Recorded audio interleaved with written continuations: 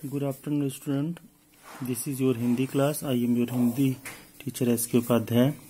कल हम लोगों ने जो है पढ़ा था कर्मधारय समास, द्विगु समास में अंतर, संधि और समास में अंतर और शब्द युग्म को पढ़ा था। और हमारे समास के जितने प्रकार हैं उनका भी हम लोगों ने डिस्कशन कर चुका है। आज हम लोग समास पर आधारित कुछ महत्वपूर्ण बिंदुओं को जानेंगे। स्मरणीय बिंदु, सभी स्टूडेंट अपने नोटबुक में ये पॉइंट्स को नोट डाउन कर लेंगे। पहला है परस्पर स्वतंत्र संबंध रखने वाले दो या दो से अधिक पदों का मेल समास कहलाता है। ये समास की डेफिनेशन है। परस्पर स्वतंत्र यानी दोनों क्या होते हैं, इंडिपेंडेंट होते हैं। परस्पर स्वतंत्र संबंध रखने वाले दो या दो से अधिक पदों का मेल समास कहलाता है। ये समास की परिभाषा है कम शब्दों में। दूसरा महत्वपूर्ण बिंदु है पदों के मेल से बना शब्द समास पद कहलाता है। पदों के मेल से बना शब्द समास कहलाता है। तीसरा है सामासिक शब्द के पदों को अलग करने की प्रक्रिया। ये डिस्कशन हो चुका है एक तरीके से। अब फिर ये चैप्टर का लास्ट है, पार्ट का जो है लास्ट चल रहा है, तो एक बार रिव्यू भी हो रहा है।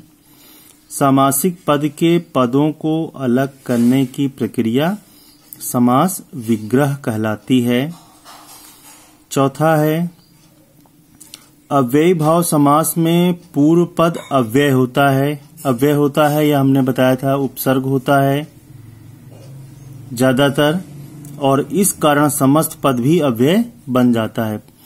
अव्ययी भाव समास की क्या विशेषता होती है? पूर्व पद। पूर्व पद का मतलब पहले वाला पद अव्यय होता है, लेकिन उत्तर पद अव्यय नहीं होता। लेकिन पूर्व पद के कारण पूरा जो है समास वो अव्यय हो जाता है। इसी कारण इस समास का नाम अव्ययी भाव समास रखा गया। पांचवा है तत्पुरुष समास में पूर्व पद गौण होता है। गौण का मतलब कम महत्वपूर्ण होता है, एवं विशेषण होता है तथा उत्तर पद प्रधान एवं विशेष होता है। तत्पुरुष समास जब मैं पढ़ा रहा था तो उसमें बताया था कि तत्पुरुष समास में दो प्रकार की विशेषताएं पाई जाती हैं। एक तो तत्पुरुष समास में विशेषण और विशेष का भाव देखने को मिलता है, और दूसरा हमने बताया था कि उपमेय या उपमान का भाव। दोनों में से किसी एक ही विशेषता देखने को मिलती है। या विशेषण या विशेष का भाव रहेगा, या उपमेय या उपमान का भाव रहेगा। समास करते समय विभक्ति चिन्ह का लोप हो जाता है। जब समास का विग्रह करते हैं तो विभक्ति चिन्ह आ जाता है, लेकिन जब समास बनाते हैं यानी विग्रह का संक्षिप्त रूप जब करते हैं, जिसको समास कहते हैं, तब हम विभक्ति चिन्ह को हटा देते हैं। 6th पॉइंट है कर्मधारय और द्विगु समास द्विगु तत्पुरुष समास के ही उपभेद हैं। यह हमने बताया कि पुरानी धारणा क्या थी और नई धारणा क्या थी। ये दोनों हम अपने लेक्चर में पहले भी इसके बारे में चर्चा कर चुके हैं। कर्मधारय के दोनों पदों में विशेषण विशेष और उपमेय उपमान संबंध होता है, अभी हमने बताया।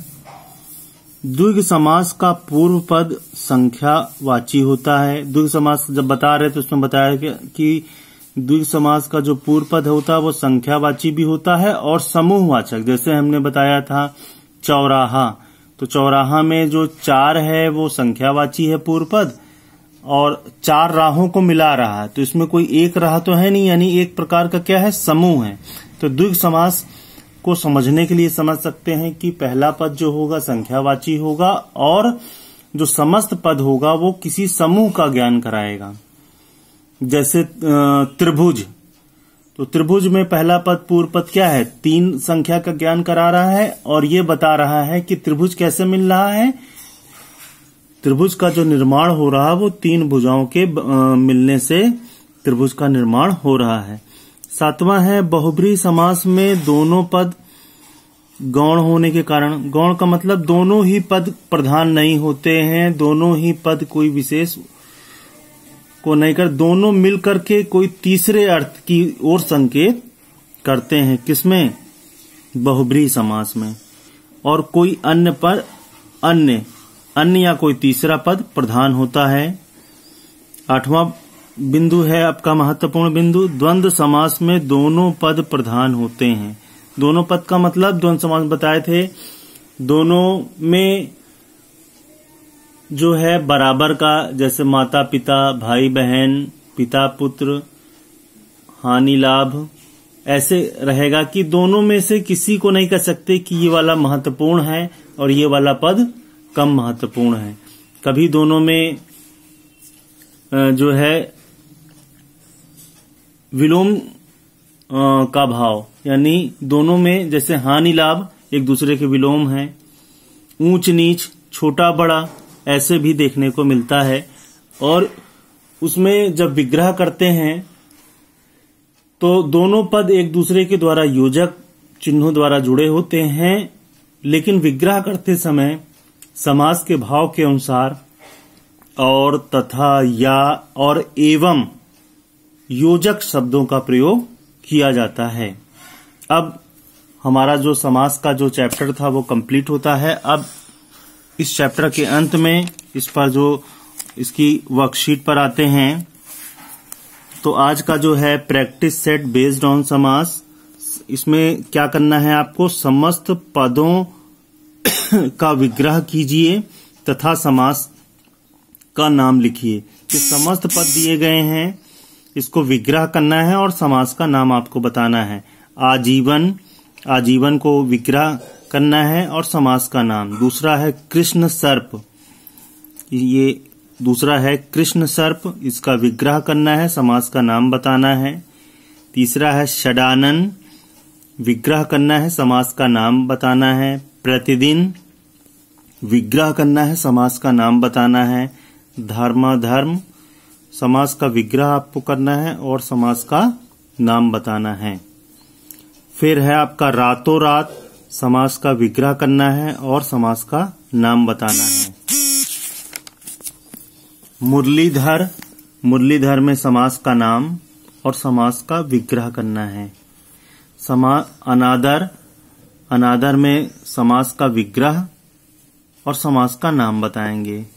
भुजदंड, भुजदंड में समास का जो है विग्रह करेंगे और समास का नाम बताना है आपको। क्रोधाग्नि, समास का विग्रह, समास का नाम। फिर इसमें दूसरे वाले प्रश्न में है निम्नलिखित विग्रहों के समस्त पद बनाकर समास का नाम। इसमें इसका क्या है? उल्टा है।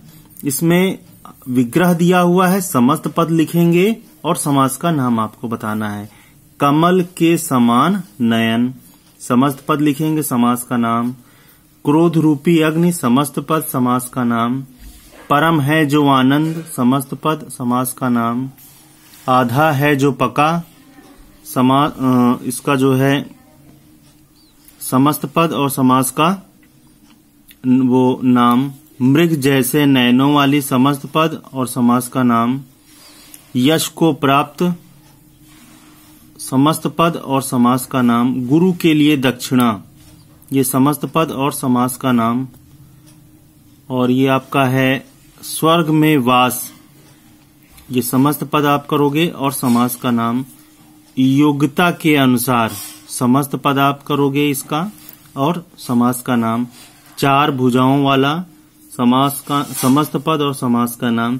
ये जो वर्कशीट हमने दिया है इस चैप्टर से रिलेटेड जितना भी डिस्कशन हुआ है उस पर बेस्ड, इसमें आप इस वर्कशीट को आपको होमवर्क की कॉपी में करोगे और व्याकरण की कॉपी में भी इसको आपको करना है।